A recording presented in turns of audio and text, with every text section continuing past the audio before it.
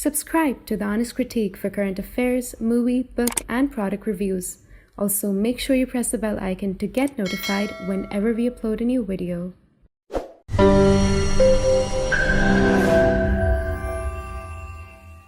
The views, information, or opinions expressed during the video series are solely those of the individuals and do not necessarily represent those of The Honest Critique and its employees. The following video contains strong language which may be offensive to some viewers.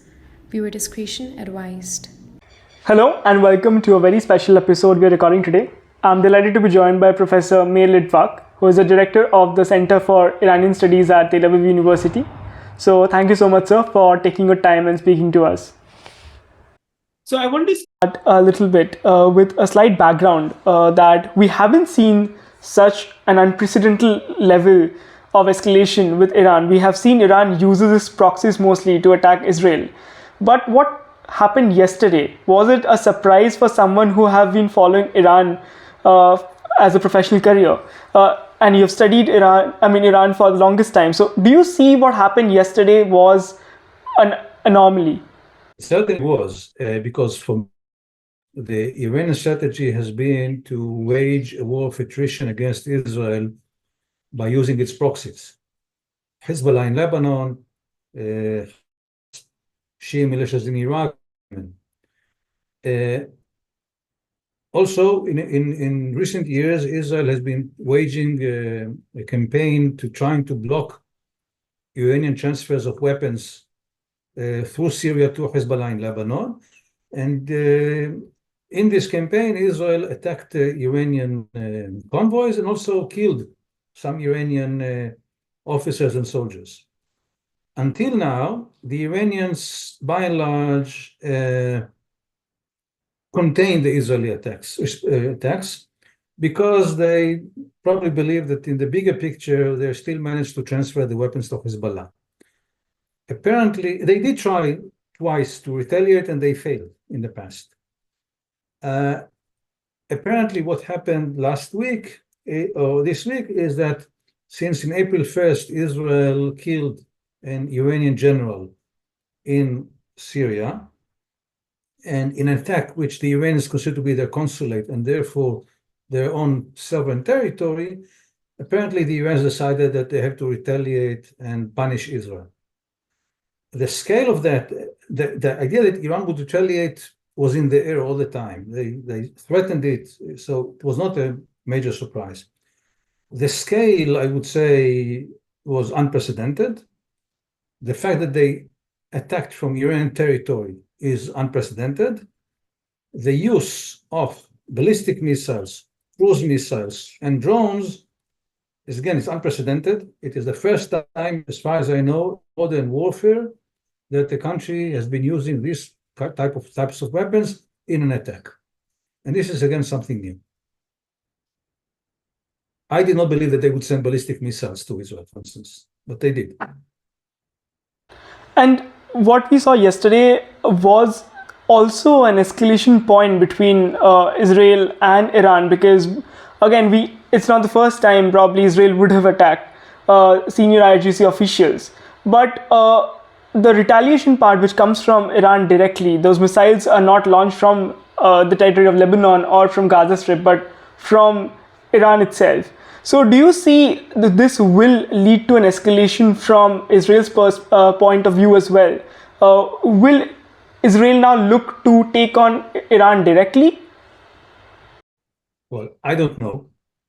It is up to the Israeli cabinet to decide. However, the Israeli decision is subject to several problems. The US conveyed a very clear message to Israel that it is not interested in escalation against Iran, that it may not support an Israeli massive retaliation against Iran, and I don't think Israel can afford to defy the US. Another problem is that Israel, on the one hand, would probably wish to retaliate, but then there's always the danger of escalation toward a major war.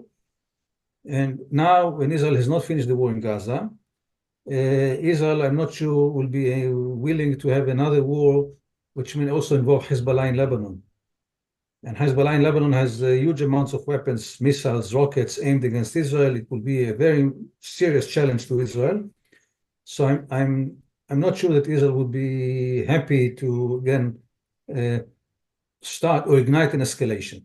This is on one side. On the other side, there is pressure by the right wing in the Israeli government to retaliate.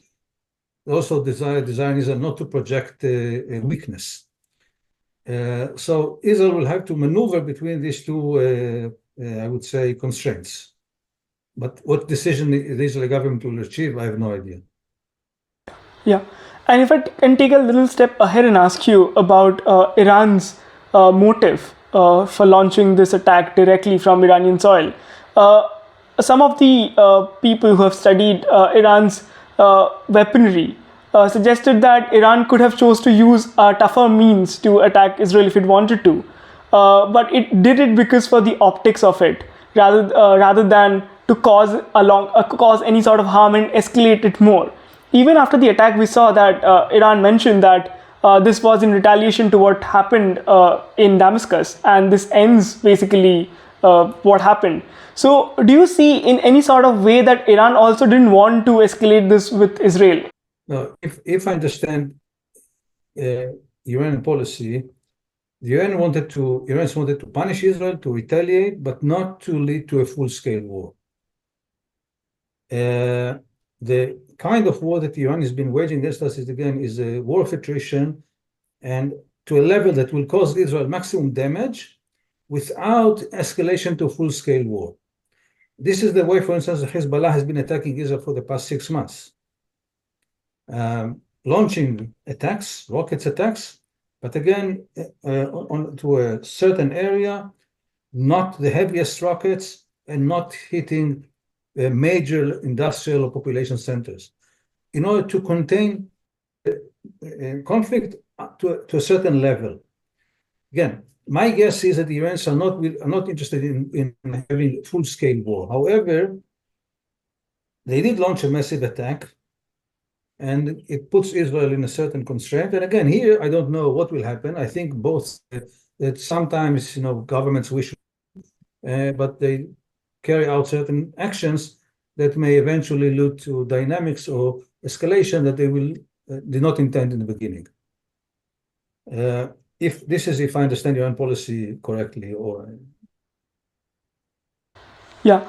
So I have a couple of last questions, and often we have spoken a lot about the two-front situation that Israel is have already been dealing with the northern borders as well as the Gaza Strip. Does that open a new front that Israel has to also deal with, considering the direct threats it might receive from Iran and not through the proxies right now? I think certainly Israel has to take into consideration the widening of the war and the addition of escalation in the north, and escalation against Iran. Again, it's against Israel's interest. There's also another important point which you have to look at. In this attack, again, according to Western media, some Arab states helped Israel to intercept the rockets. This is a very significant event. It's a very significant development. It is Israel's interest to enhance and reinforce this tacit alliance with these Arab countries, with what we would call moderate Arab countries, to form an anti-Iranian bloc of moderate Sunni countries and Israel. Israel will also, now, these countries are not interested in escalation. In the strategic level, forging such an alliance with these countries is of extreme importance in the long run.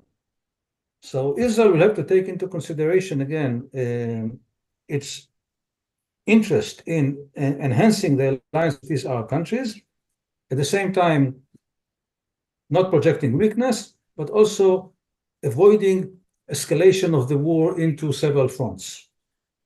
So it requires certain, I would say, again, very delicate diplomacy or political handling by a government, which again should think with rational calculations, not be carried out by instantaneous wishes to retaliate and so on. It has to be done very carefully after a lot of thought and after consultations and with the US, and I would almost say with various Arab countries. Yeah. So I wanted to ask you about how the overall Middle East dynamics changes after this, but you've already covered it. Probably I would just end the conversation with that since there has been a 99% interception of the drones and the rockets that have been, the missiles that have been sent across, how has the Iranian media projecting this attack, or how is the state reacting to this entire operation? Well, the UN media claims it has been a major success. The UN media ignores the fact that most of this, again, 99% of the rockets and drones were intercepted. They describe it as a major success. They describe it as they taught Israel a lesson. They established a new, what they call equation or equilibrium in the Middle East, that from now on, Israel should be worried that any attack on Iran would lead to immediate Iranian retaliation. My belief is that the leadership knows that it was not a military success. It to its people, but my guess is that inside the deliberations, they're probably aware that it was successful. They will probably try to apply lessons for the future. But for the public, the Iranian people are told that this was a major success and Iran achieved a major victory, etc. And if Israel doesn't retaliate back, do you think it's actually playing into the optics that Iran would have actually wanted to say that it's a major victory for them? You can make a distinction between direct retaliation against this attack, which again is problematic. Should Israel stop its efforts to block Iranian transfers of weapons to Hezbollah, I think Israel will continue these efforts. So Israel may make a distinction, retaliation for this attack, which is one thing, and continued effort to contain Iran within Syria, in Lebanon. This is a different issue. Should Israel refrain from any action against Iran in the future, then certainly it will be an Iranian achievement. But again, I have no idea what will happen. I don't think Israel can afford not to try to limit or Iranian transfers of weapons to Hezbollah. And it will be, again, we'll have to see and wait and see what will happen. So you mean to say that the preemptive strikes that Israel has been conducting will remain? I think Israel this preemptive strikes will remain. Again, I doubt very much that Israel will completely refrain from carrying them out. Well, that's all the question that I had. So thank you so much, sir, for taking your time and speaking. Good. I hope it has been helpful.